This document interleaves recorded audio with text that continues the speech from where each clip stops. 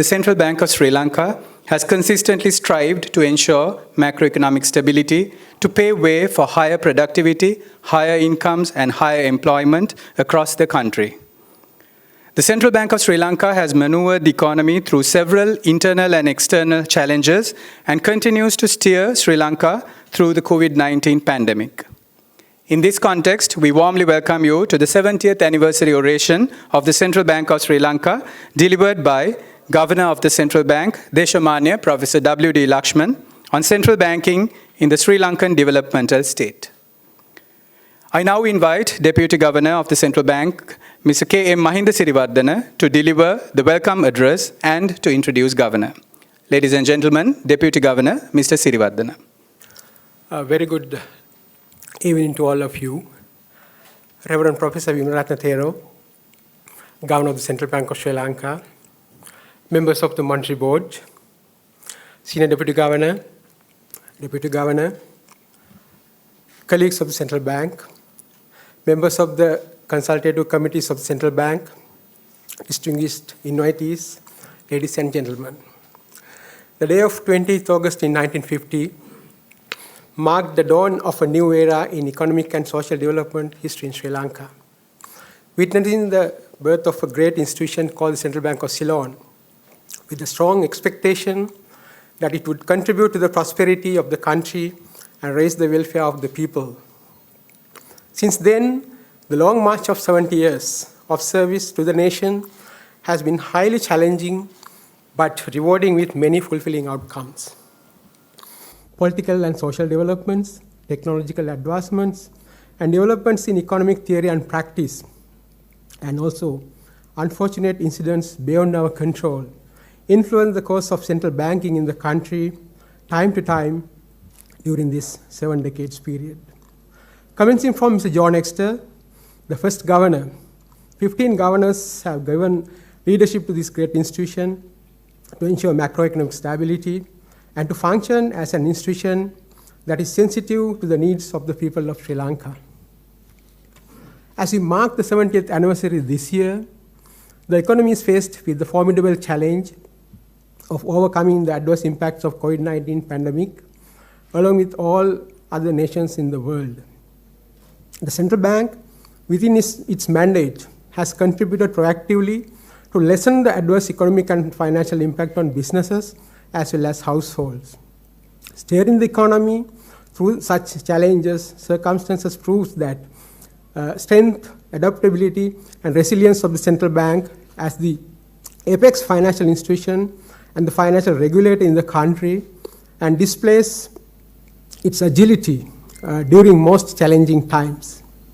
The support of its dedicated and talented workforce has been the most important pillar in its service to the nation during these testing times. Going forward, as the country is embarking on pursuing a new economic order, the Central Bank is expected to play a truly central role in the country's economic and financial spheres, ensuring stability, sustainability, and shared prosperity of the nation. In this background, it gives me great pleasure in welcoming you to the 70th anniversary oration of the Central Bank of Sri Lanka, which is considered the main event in the series of events organized by the Central Bank to mark its 70th anniversary.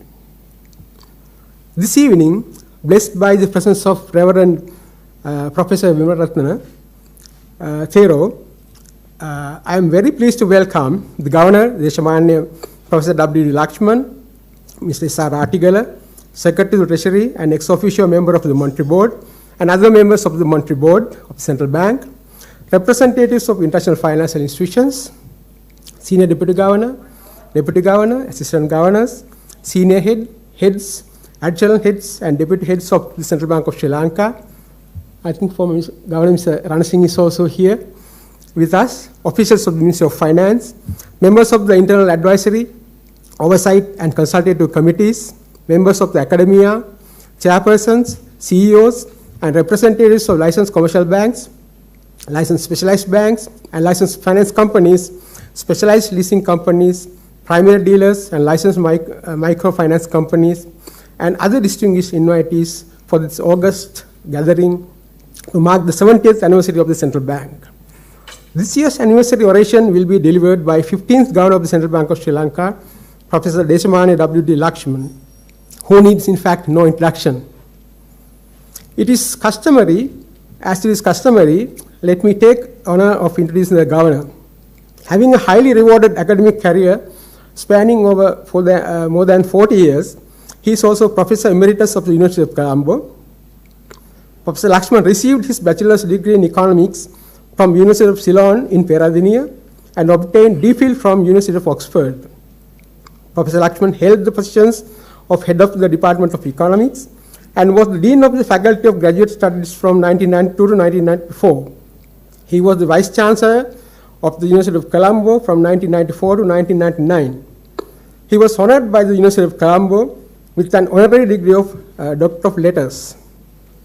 At different times in his academic career, he had served as visiting professor in several academic institutions in the Netherlands, Japan, Yugoslavia, and India.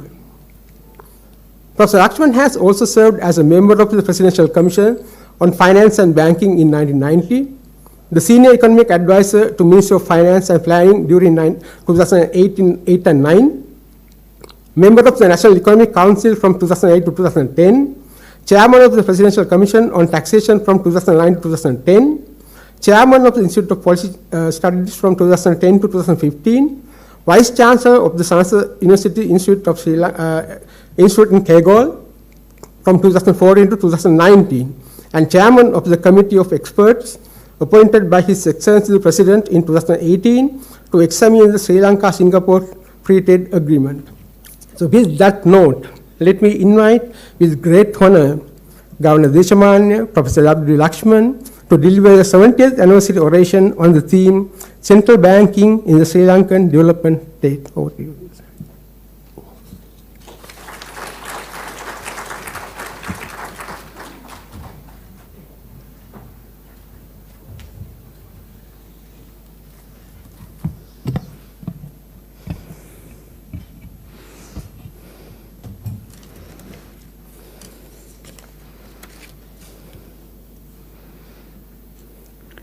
Thank you very much, Mr. Mahinda Sirivadana, DG,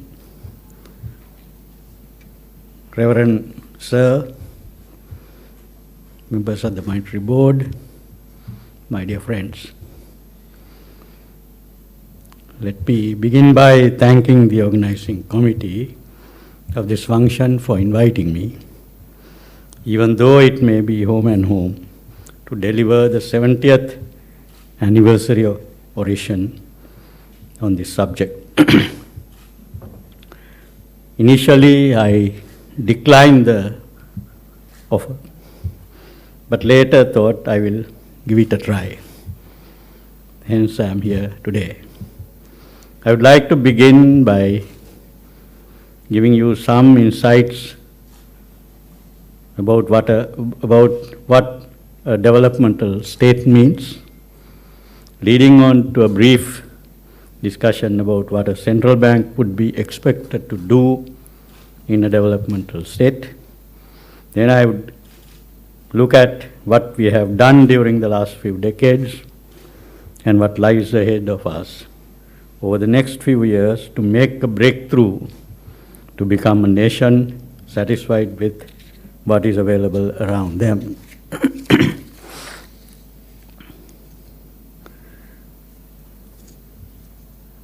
The broadly defined policy framework and institutional structure which carried Japan after World War II and the so-called newly industrialized countries in East and Southeast Asia subsequently into high growth trajectories has been widely described as a developmental state structure.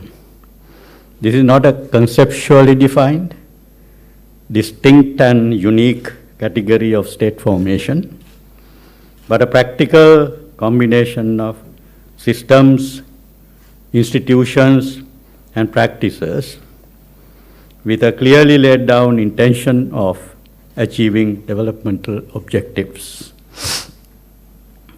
The expression had one of its earliest appearances in development literature in the well-known study of Chalmers Johnson titled MITI and the Japanese Miracle, 1982, which examined how post-war Japan had achieved its very rapid development.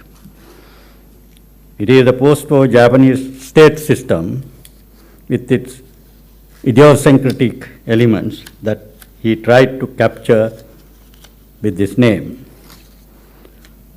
One way of describing the developmental state structure is to see it as a combination of selected items of two contradictory systems, the capitalist market economy and the socialist command economy. Expressed alternatively, the developmental state, according to Chalmers Johnson himself, is a plan-oriented market economic system. The institutional framework of the developmental state can be constructed and established in countries characterized by fundamental structures either of capitalism or of socialism. As these latter terms are widely understood, developmental state structures have operated both before and after this term came into vogue in development literature within diverse socio-economic and political contexts. Naturally, institutional structures and rules of the game of developmental state do not and cannot therefore be uniform across the countries. Amid differences, one observes certain key similarities in developmental states in different countries. Point number one, market mechanisms and processes are carefully planned in a developmental state, closely monitored and guided by the state, if the overall system is market-based and dominated by markets. Alternatively, if the overall system is socialist and centrally planned, markets are allowed to freely operate in permitted subject areas. A developmental state is in some strategic sense a mixed economy with markets and state mechanisms operating side by side in a manner that is complementary and mutually reinforcing. A highly penetrating central state structure, central state apparatus, has been developed for effective guidance of markets with a singular focus on productivity growth and industrial upgrading. Item 2, the developmental state builds up and rests on a coalition of three forms or agents of capital for the promotion of accumulation. The three forms are the domestic private capital, foreign private capital, and domestic state capital. The existence of this coalition among the three forms of capital and their relative roles is consciously accepted, with their respective roles allowed to change with the passage of time. Depending on underlying socio-political and economic conditions, the relative strength and prominence of different elements in this three-party coalition has varied in different countries which adopted developmental state structures and also varied over time. Item 3, countries which adopted developmental state structures have invariably been those experiencing late and uneven processes of development. These countries used the developmental state structure to catch up with their forerunners. Mercantilist or protectionist policies, therefore, would characterize developmental policy in general and industrial policy in particular of a developmental state, at least in early stages. In respect of particularly strategic industries, protection has been provided through prudent use of tariffs, subsidies, technological assistance, and targeted finance. Realizing that comparative advantage of a country is dynamic and changeable, through conscious actions, the developmental state would use its industrial policy for consistent industrial upgrading and creation of export opportunities. Having built up their strength in production activities, in terms of productivity levels, catering initially to the domestic market, developmental states have generally become, at somewhat higher levels of development, very strongly export-oriented. Developmental states, item number 4, developmental states have also developed the characteristic of working as corporations do with respective business models. Like in a corporation, the government in a developmental state would plan and guide the country's development process. An insulated and development-minded bureaucracy, largely comprising of technocrats, has been a characteristic feature of these states, enabling them to achieve their corporate-like character, justifying the use of INC following the country name in expressions like Japan Incorporated, Korea Incorporated, or China Incorporated. There is already a group of activists strongly suggesting that we too must start calling ourselves Sri Lanka Incorporated. Last point of great significance in developmental states of East and Southeast Asia have been the structures of matching and mutually complementary institutions. These institutions were not operative all at once, but gradually brought into being as required by changing circumstances and needs. In addition to the effective bureaucracy noted above, the institutional structure comprised of judiciary, property rights regime, including intellectual property rights, capital markets, legal systems, financial structures including banking, corporate governance systems, public finance institutions, social welfare and labor institutions, technology transfer and innovation systems, and so on, and structured to promote and guide socio-economic development. These institutional arrangements were brought into being gradually with development. Learning about the types and characteristics of institutions to be set up from experiences in other countries. This gives me the opening to enter the topic chosen for this anniversary oration, the central bank and central banking in a developmental state structure. The central bank as an institution came into even today's developed countries relatively late in their processes of development. The establishment of a central bank in Sri Lanka, just 2 years after political independence, was indeed quite a speedy and conscious politically motivated action.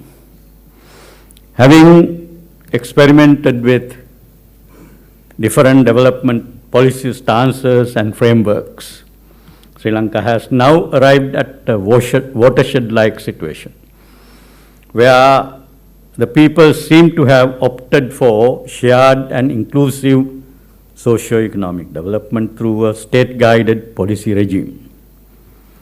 The policy-making systems and approaches and administrative and other mechanisms are being developed to facilitate the above result. Sri Lanka appears to be on its way to develop its own developmental state model. In this context, the Central Bank of Sri Lanka, with its 70 years history, is being expected to play its role as an agent of development. As an economic institution, the central bank has come to be considered a cornerstone of a stable economic system. As an institution, the central bank had to go through a long historical evolution to gain this lofty status. And this history, this history was indeed full of debate and contention about central banking concepts and their roles. This debate was about the nature of the role of a central bank vis-à-vis a country's stability and growth. According to H.D.S. Gunasekara, in his From Dependent Currency to Central Banking, unlike in many countries which established central banks in interwar and post-war periods, in Sri Lanka, the central bank was set up in conditions of public indifference and apathy in respect of such an institution for the country. The report on the establishment of Central Bank for Sri Lanka, prepared and presented by John Exter, whom the government of Ceylon invited from the US Federal Reserve to advise on the subject, was indeed the draft monetary law bill, interspersed with short comments, reasonings about certain proposed provisions in that bill. The report was conspicuous in its absence of any in-depth analysis of basic problems of money and credit in Sri Lanka then. Although in the letter of submittal, John Exter referred to his having collected, this is his quotation, this is his sentence, sufficient material for a further report. This further report, however, was never released, probably never prepared. What was done, therefore, appears as a mere superimposition of a central bank on the extant banking and credit structure of the country. The central bank proposed by Exter, who later helped operationalize his proposed bank as its first governor, however, has had strong elements of longevity. It survived 70 years, subject to only relatively minor changes in its governing legislation. Even at the time of its establishment, there were concerns that the central bank, I quote, ignored the vital relationship between central banking policy and policies of long-term economic development. Quotation is from Gunasekara again. This was despite Exter including certain developmental objectives as the last two items in the famous fourfold objectives he assigned to the proposed central bank. These four items, how many times I have used in my classes when I was teaching. The stabilization of domestic monetary values. Number two, the preservation of the par value of rupee and the free use of the rupee for current international transactions. Number three, the promotion and maintenance of a high level of production, employment, and real income. And finally, the encouragement and promotion of full development of the productive resources of the country. Even though the items 3 and 4, the last two items, were included among central bank objectives, Exter himself was skeptical about the central bank's ability to achieve these objectives directly. He shows his non-agreement with Keynesian policies for full employment through deficit financing in respect to the chronic type of unemployment in Sri Lanka. he used the word chronic type. In support of his contention, he also highlighted the adverse balance of payments implications of any such demand expansion policy for employment generation in the import-dependent Sri Lankan economy. Thus, even in Exeter's thinking, the stability objective was perhaps predominant.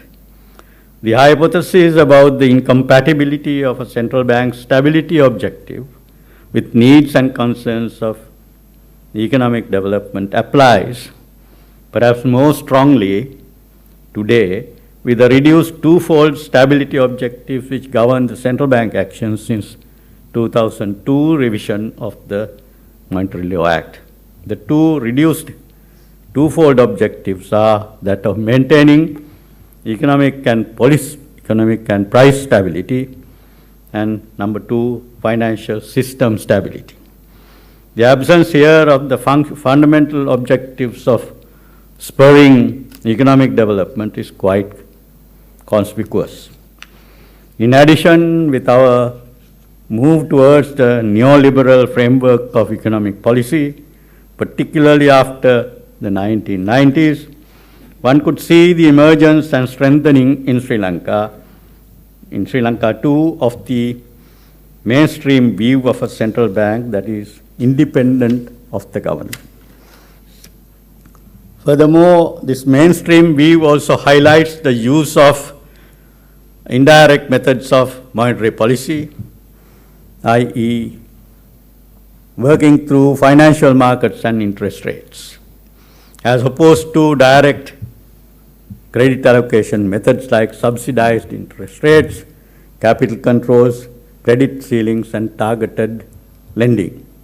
The implications of these principles of central banking as espoused in mainstream theory are far-reaching, as Gerald Epstein argues in Post-War, the title of the publication, The Post-War Experiences with Developmental Central Banks, The Good, the Bad, and the Hopeful, published by UNCTAD in 2009. The concept of central bank independence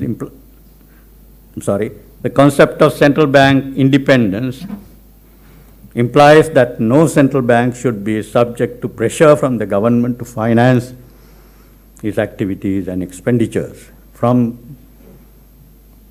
It probably does not leave room for even collaborative development, targeted activities of fiscal monetary authorities.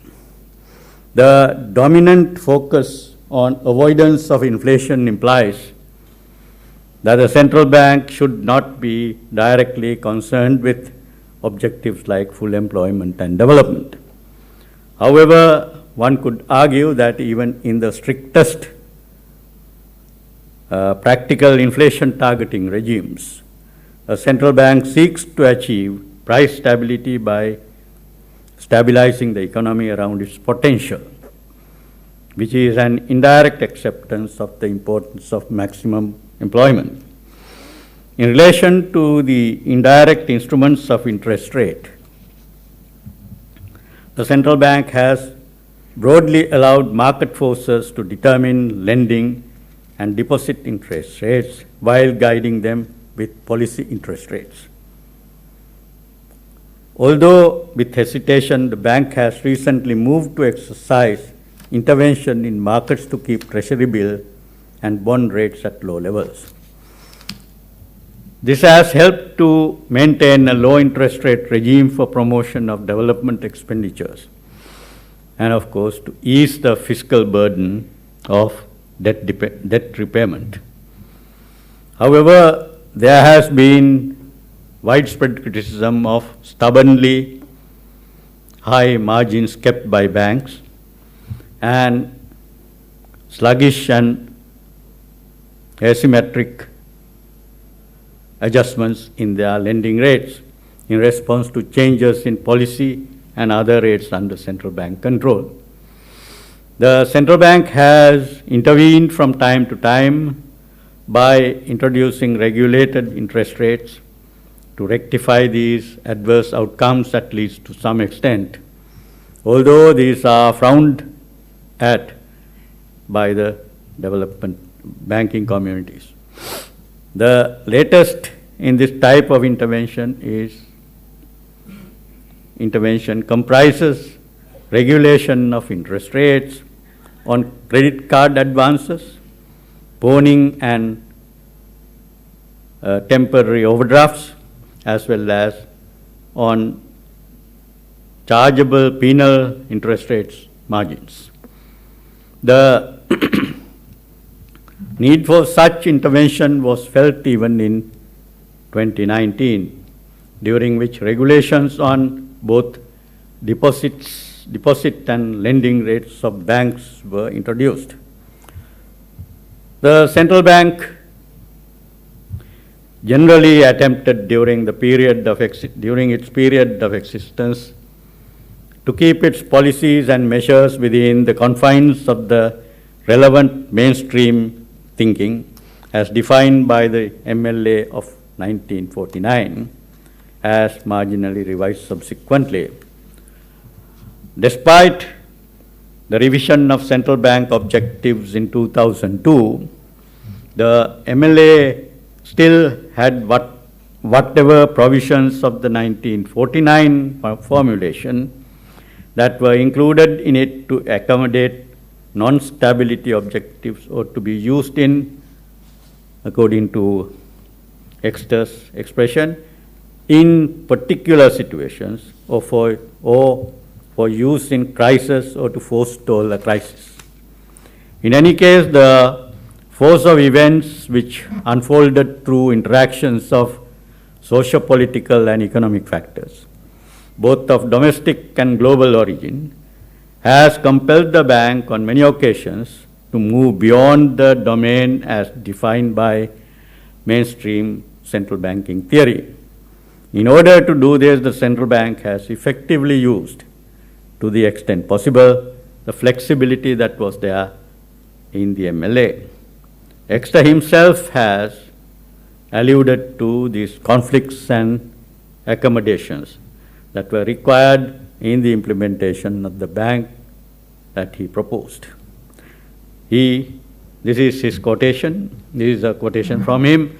A monetary system that is stable and at the same time responsive to the needs of a growing country is a necessary but not a sufficient condition of orderly economic development.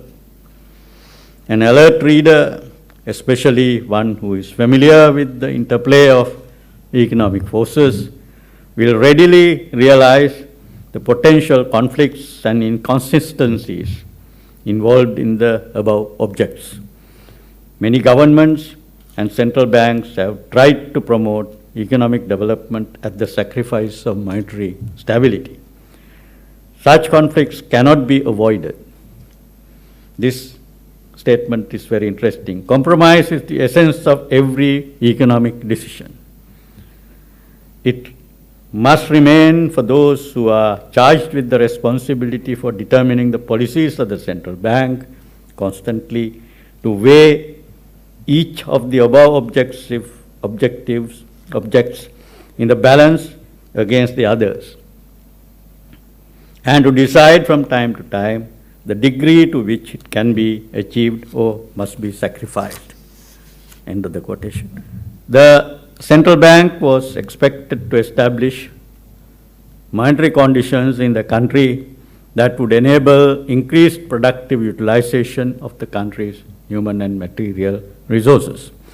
In this regard, there was inherent recognition that freedom in monetary affairs reflected in the presence of a central bank would vastly influence the welfare and growth of the people through enabling effective mobilization of national resources for production. In this scheme of things, the central bank considered stable monetary conditions as the cornerstone to income and employment growth, and also the lifeblood of foreign trade. As part of the economic institutional establishment of the state, it participated in activities proposed by elected governments to promote long-term objectives of growth and employment generation, using the broad mandate it received from MLA. Compromise, prioritization and reprioritization, and balancing of objectives, as Exter himself indicated, are inherent in policy making at a point of time, as well as in the evolution over time.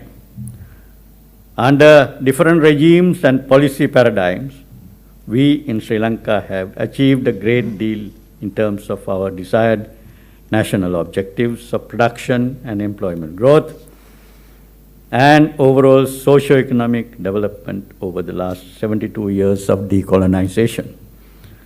Within its mandate, the central bank has participated in facilitating the implementation of these various policy packages, sometimes grudgingly but often accommodatingly. The people are, however, not content with socio-economic results achieved so far through various policy packages. Economic analysts, commentators, and historians who have examined Sri Lankan achievements since independence, in historical and international comparative perspective, are equally unsatisfied about the performance of these various policy packages. Any careful reading of socio-political, economic, and related developments in the country since 2019 would clearly indicate that we are yet again in a transitional phase in terms of many things. And economic policy matters occupy a dominant position in this transitional process. On the innumerable occasions, we hear of the nation moving into an alternative economic and social policy framework. The central bank is naturally required to positively respond to these changes. The COVID-19 experience, which I hope we are all moving out of, provided an emergency type phase for these required central bank changes in policy and practice. In order to address the unprecedented problems, issues, and challenges thrown up by the pandemic, the Central Bank of Sri Lanka, following its peers in other countries, hand in hand with the other agencies of the government, has provided the flow of required funds into the economy to meet the needs of the people under lockdown conditions. COVID-19 experience has provided the country's policymakers a valuable learning ground in their search for an alternative policy framework to lift the people onto a higher platform of social and economic achievements. Direct and indirect financing of fiscal deficits has been viewed with caution in Sri Lanka. Nevertheless, there have been several occasions in the past when the central bank has stepped in to assist the government in most difficult times. The most prominent examples of these are the large expansions in central bank financing of the government in the early 1980s during the beginning of the so-called open economy regime, at the height of the internal conflict in 2009, and very recently, as already noted, during the COVID-19 pandemic, when fiscal deficits need to be expanded to accommodate essential expenditures. It has now become an established practice for the central bank also to subscribe to such expansion and act as a conduit in mitigating fiscal pressures to some extent. This function has become easier this year in the context of the prevailing low inflation environment. As the German Development Institute, in a briefing paper titled Financing Global Development, the Role of the Central Bank, highlights the changing approaches of central banks in the world. In many developing and emerging economies, central banks have begun over the past decade to place renewed emphasis on the promotion of economic development and structural transformation, looking beyond national mandates for macroeconomic stability.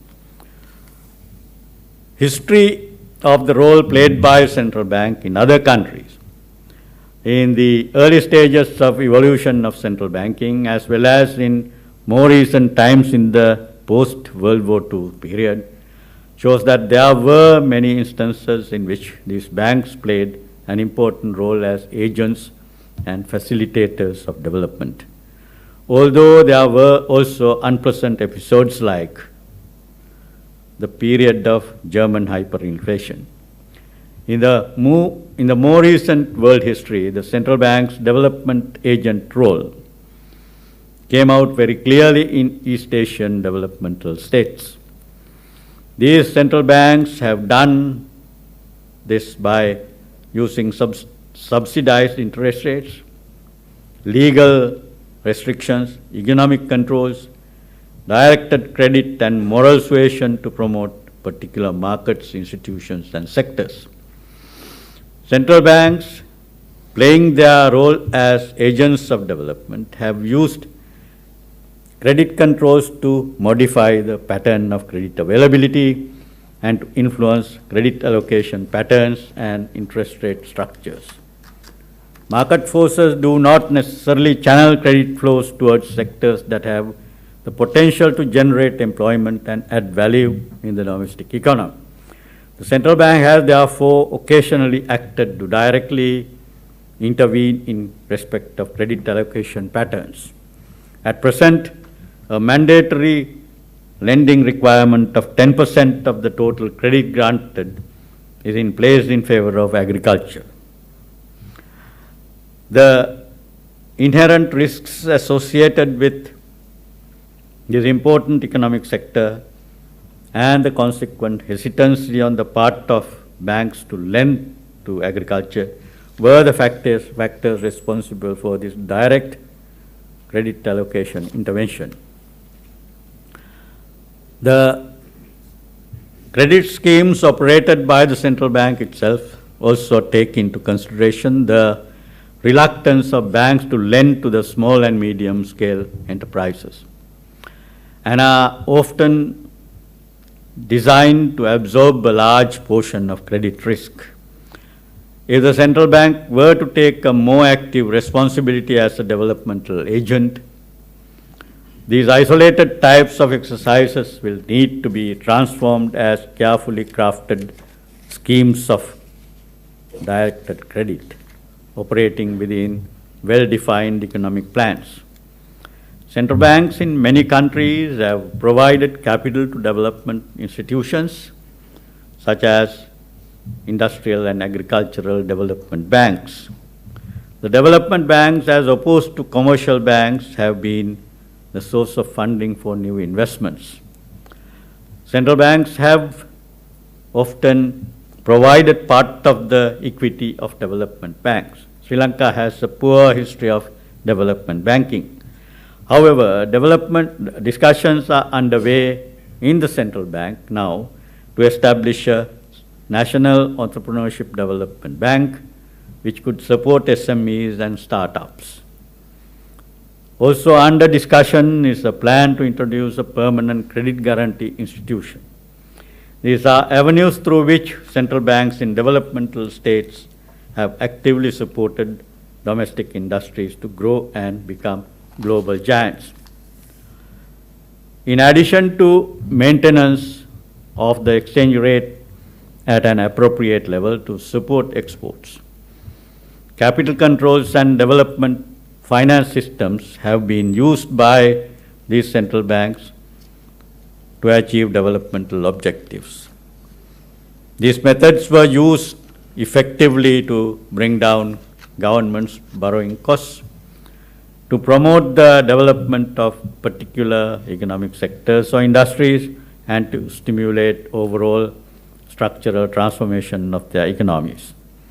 In the developmental states, central banks became important mechanisms of industrial policy, which helped as the main policy mechanism and the developmental model for economic transformation and diversification, the springboard for sustainable socio-economic development.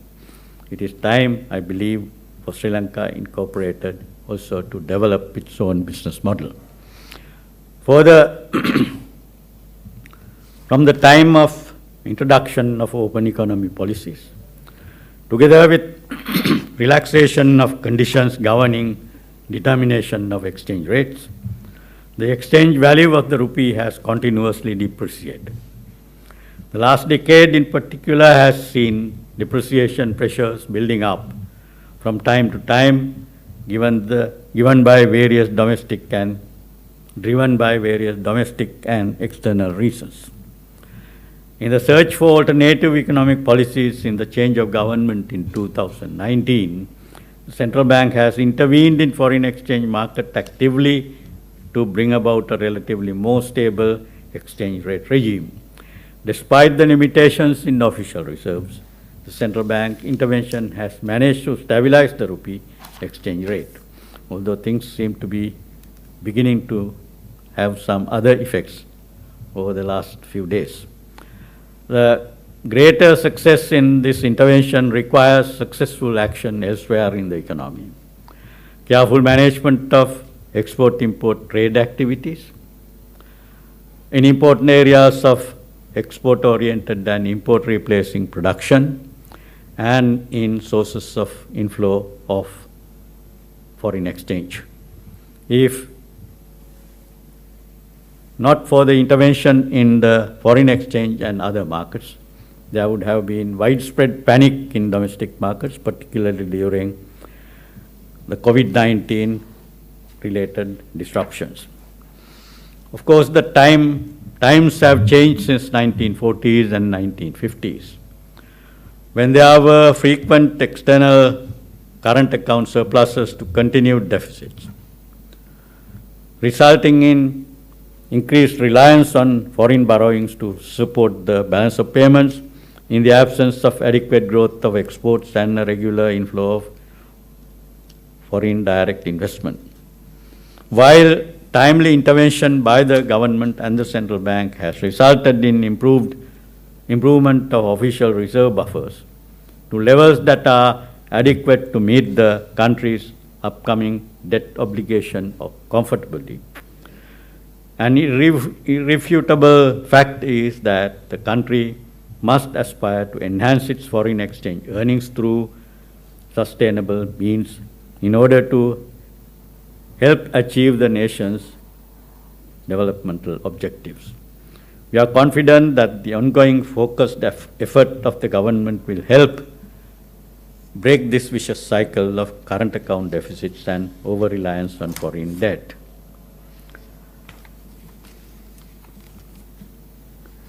I have spoken for about 45 minutes.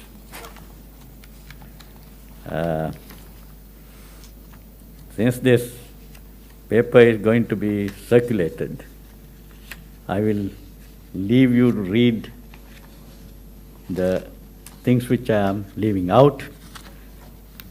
Let me conclude my oration by going to the last few paragraphs.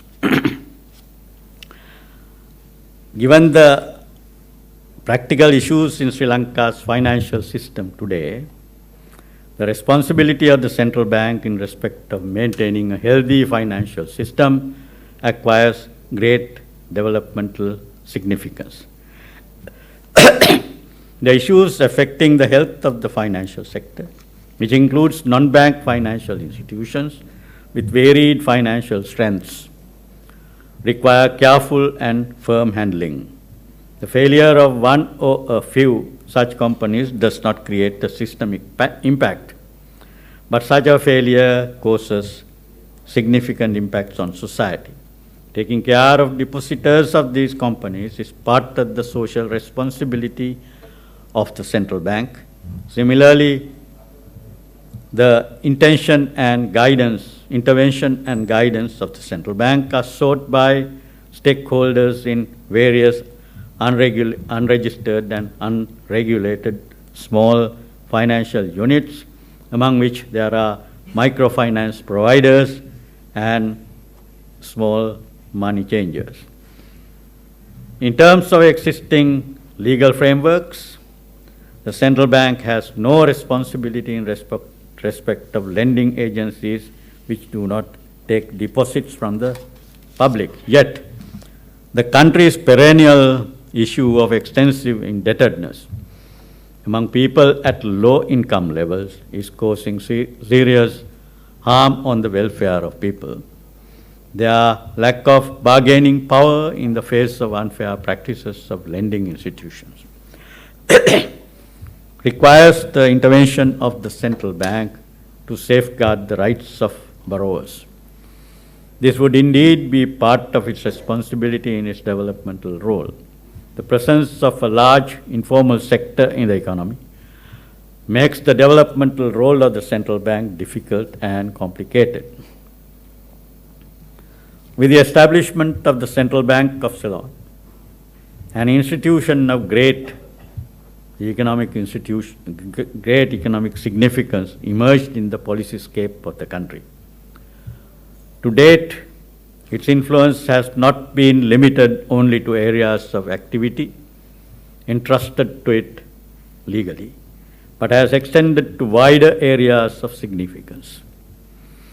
Over the past 7 decades, Sri Lanka has crossed several milestones and made significant socio-economic progress. As rightly anticipated by Exeter, the Central Bank of Sri Lanka has walked the tightrope in balancing economic stability with economic growth. While we can justly be proud of some achievements, we must acknowledge that the country is yet to attain its potential. Despite the few spurts of growth observed, the overall growth trajectory has neither been significant nor sustained over time. Despite achievements, the important activity areas underlying growth, agricultural progress, industrial expansion and diversification, export growth and diversification, savings and investment, etc., have not advanced to achieve the country's potential. Against this backdrop, the growth of the economy thus far has not been of an inclusive nature. The alternative policy framework that is being developed has a lot to achieve. In the emerging developmental state, the central bank stands ready and willing to join hands with fiscal and policy planning authorities to help open the vistas of prosperity for the benefit of the people. With that, let me conclude this presentation, also thanking various people and departments who have helped me in drafting sections of this. Thank you very much for your listening, although it has been a difficult task at this time of the day. So, thank you, and let's celebrate the 70 years of central banking in Sri Lanka. Thanks.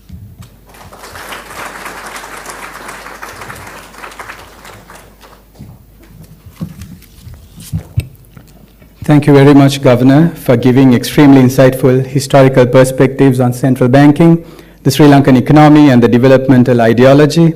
As mentioned by you, extracting experiences of economic success stories from around the world and building our own style of developmental state will be crucial in Sri Lanka's march towards prosperity and splendor. As stated by Deputy Governor Mr. Mahinda Siriwardana at the outset, the central bank has a crucial role in the pursuit of a new economic order. After your oration, Governor, I believe that the country in general and the financial sector in particular has a clear picture of what is to be expected from the central bank in the period ahead. Reverend Thero, members of the Monetary Board, former Deputy Governor, officials of the Ministry of Finance, members of the Internal Advisory, Oversight and Consultative Committees, members from the academia, chairpersons and CEOs and representatives of licensed commercial banks, licensed specialized banks, and licensed financial companies, specialized leasing companies, primary dealers, and licensed microfinance companies, and members of the media, we thank you very much for your presence today. This event would not have been successful if not for the immense contribution of staff attached to various departments of the Central Bank.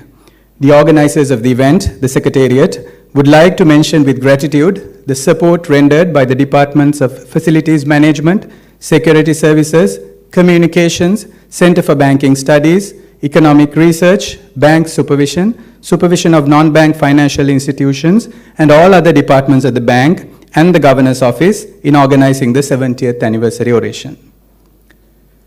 Ladies and gentlemen, at the opening ceremony, the first Governor of the Central Bank, Mr. John Exter, delivered a morose reminder. I quote, "The time for celebrations is 10 or 15 years later, when the Central Bank of Ceylon will look back on achievements. At this moment, we can only be filled with high hopes and good intentions." Unquote. Recalling this timeless message on the 70th anniversary, the Central Bank unrelentingly marches towards in the pursuit of stability, sustainability, and shared prosperity for one and all, not only for the Sri Lanka of today, but also for generations over decades to come. On that note, we conclude the 70th anniversary oration of the Central Bank of Sri Lanka, and we sincerely hope to see you again at our 71st anniversary celebrations to be held next year. Thank you very much for your presence today and have a pleasant evening.